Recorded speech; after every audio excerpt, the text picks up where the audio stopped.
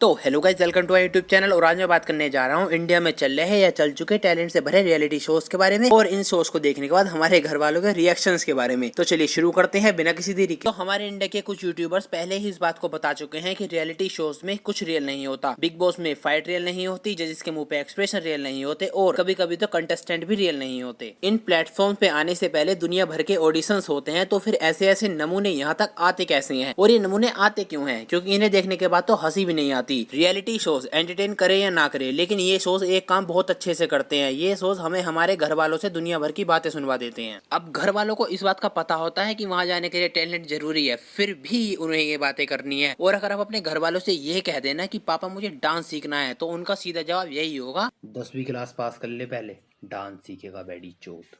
तो देखो, अगर तुम्हारे घर वाले तुम्हें इन सब चीजों में सपोर्ट करते हैं तो या तो तुम्हारा नसीब बहुत ज्यादा अच्छा है और या तो फिर तुम मुंबई से हो, क्योंकि वहीं होता है यार ये सब। क्योंकि हमारी तरफ तो बस ये चलता है कि बेटा 9 to 12 बस ये 4 साल है, इन 4 साल में मेहनत कर ले, बाकी सिर्फ मौज ही मौज है। लेकिन हम भी बड़े मादर चौथ होते हैं। हम भाई इन 4 सालों में सब कुछ करेंगे पढ़ाई के अलावा। और फिर घर वाले उसके बाद बोलते हैं कि बस बेटा आप ग्रेजुएशन अच्छे से कर ले, फिर मौज ही मौज है। उसके बाद फिर सरकारी नौकरी की तैयारी, अगर जब तक सरकारी नौकरी बची होंगी तो, नहीं तो प्राइवेट तो है ही। बस फिर आ गई मौज, जिंदगी भर कुर्सी पे बैठ के आलू प्याज के दाम बढ़ते हुए देखने हैं। और अगर तुम अपने घर वालों को टैकल करते हुए इन प्लेटफॉर्म पे आ भी जाते हो, तो जब तुम्हें पता चलेगी कि दुनिया कितनी मादरचोद है। तो इन शोज के विनर बनते हैं पब्लिक के वोट्स और जजेस के थोड़े बहुत मार्क्स से। पब्लिक के वोट्स कितने आते हैं इसका तो पता नहीं चलता, लेकिन अगर कोई एंकर वोट्स के नंबर बताता है तो वो करोड़ों में ही बताएगा। अब जब इतनी सारी चीजें यहाँ फेक होती हैं, तो वोट्स के नंबर ये कौन सा सही बताने वाले हैं? और मार्क्स तो वो लोग देते हैं जिन्हें खुद को उनका काम नहीं आता। ये बैठे हैं इंडियन आइडल के नेचर,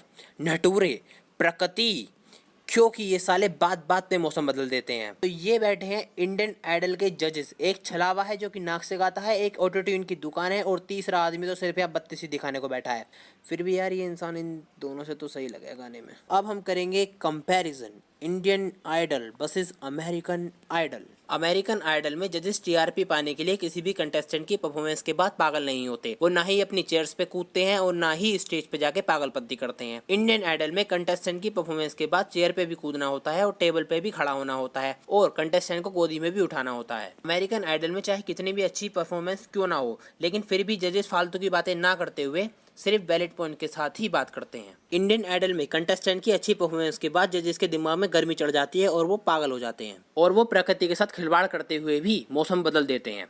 अच्छी खासी ठंड चल रही थी, गर्मी ला दी बेटी चोदों ने। और इंडियन आइडल में आए हुए मेहमानों के तो क्या ही कहने हैं, ये लोग कंटेस्टेंट के पैर छूने तक तैयार हो जाते हैं, मतलब सच में। और ये मत सोचना कि उसने अच्छा गाना गाया होगा इसलिए ऐसा सब होता है। बेटा वहाँ मतलब है सिर्फ एक ही चीज से, और वो है टीआरपी। और इन सब चीजों को खुलासा खुद इंडियन आइडल के जज रह चुके सोनू निगम ने एक वीडियो में किया है।